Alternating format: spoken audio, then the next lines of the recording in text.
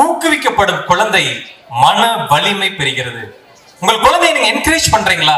அவ ஒரு சின்ன தப்பு பண்ணாலும் பரவாயில்லப்பா, அடுத்து பாத்துக்கலாம் என்கரேஜ் பண்ணிட்டே இருக்கிறீங்களா? அவ சின்ன சின்ன விஷயத்துல பாராட்டிட்டே இருக்கிறீங்களா?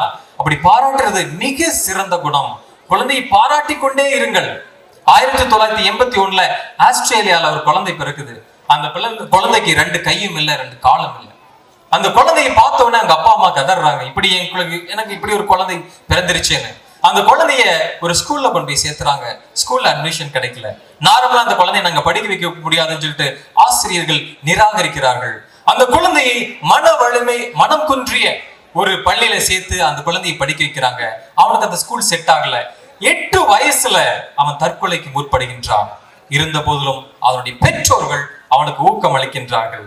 அந்த பெற்றோர்கள் கொடுத்த ஊக்கத்தின் காரணமாக தனக்கு தானே தன்னுடைய தேவைகளை நிவர்த்தி செய்கின்றான். சொன்னா நம்ப மாட்டீங்க, மைக்கேல் அவர் பேரு, நீங்க எடுத்து பாருங்க. பல நாடுகளுக்கு விமானம் மூலியமாக பயணித்து மோட்டிவேஷனல் ஸ்பீச் கொடுக்கக்கூடிய நம்பர் 1 மனுஷனாக அவர் வாழ்ந்து கொண்டிருக்கின்றார். இவ்வளவு ஒரு அழகான விஷயம்.